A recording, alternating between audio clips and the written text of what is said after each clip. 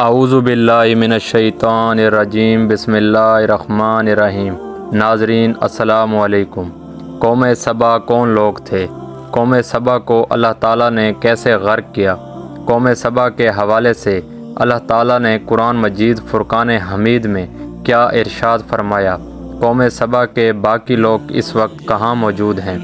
اللہ تعالیٰ نے قرآن مجید فرقان حمید میں قوم سبا کے حوالے سے پوری سورہ سبا کے نام سے نازل فرمائی اور آیت نمبر 15 میں ارشاد فرمایا، قوم سبا کے لیے اپنی بستیوں میں قدرت الہی کی نشانی موجود تھی۔ ان کے دائیں اور بائیں 2 باغ تھے۔ ہم نے ان کو حکم دیا تھا کہ اپنے رب کی دی ہوئی روزی کھاؤ اور اس کا شکر ادا کرو، یہ عمدہ شہر اور وہ بخشنے والا رب ہے۔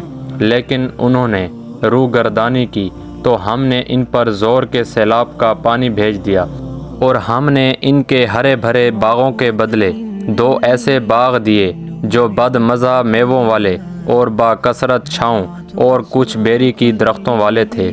امام احمد رحمۃ اللہ علیہ حضرت ابن عباس رضی اللہ تعالیٰ عنہ سے روایت کرتے ہیں کہ ایک شخص نے رسول اللہ صلی اللہ علیہ وآلہ وسلم سے دریافت کیا، سبا جس کا قرآن میں ذکر ہے، یہ کسی مرد یا عورت کا نام ہے یا زمین کے کسی حصے کا؟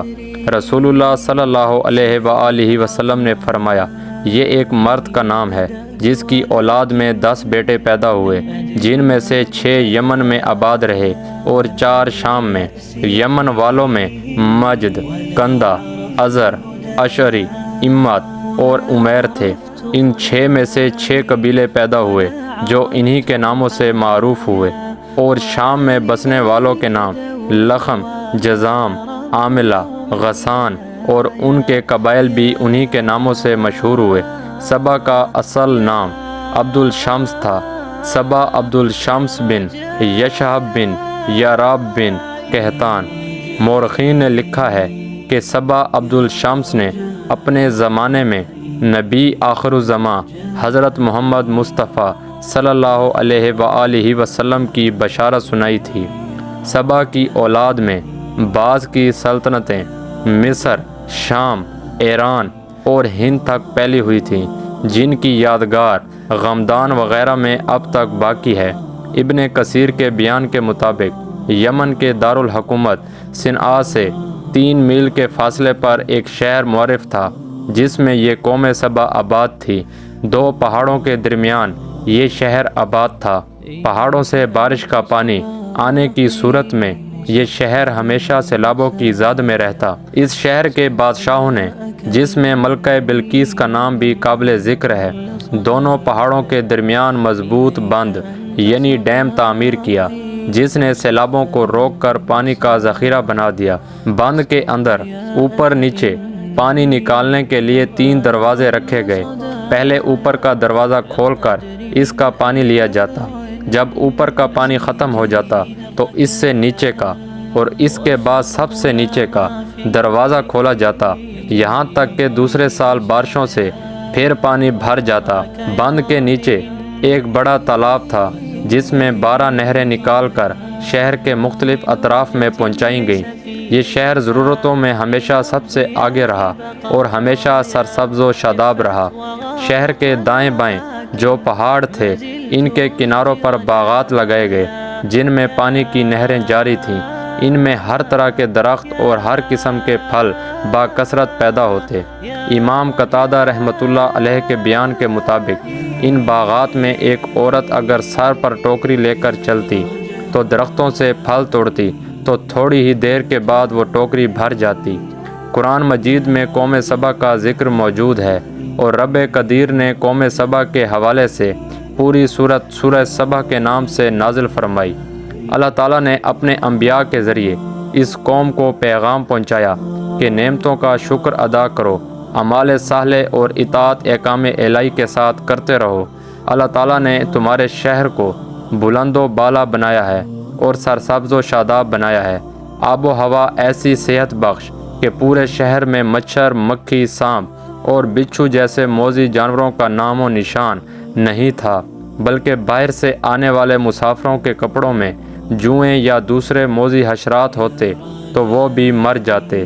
روایات کے مطابق اس قوم پر اللہ تعالیٰ نے 13 انبیاء کرام بھیجے، مگر کسی بھی تفسیر میں کسی مخصوص نبی کا ذکر موجود نہیں، مگر ان لوگوں نے انبیاء کرام کی تکذیب کی اور اللہ تعالیٰ کے احکامات سے سرکشی اور گردانی کی۔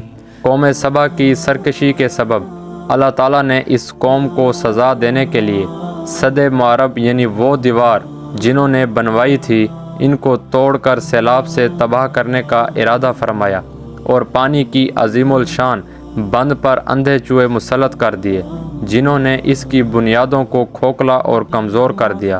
جب بارش اور سیلاب کا پانی آیا تو پانی کے دباؤ نے اس کی کمزور بنیادوں کو توڑ کر ان کے اوپر سیلاب مسلط کر دیا، اور بالآخر اس بند کے پیچھے جمع شدہ پانی پوری وادی میں پھیل گیا۔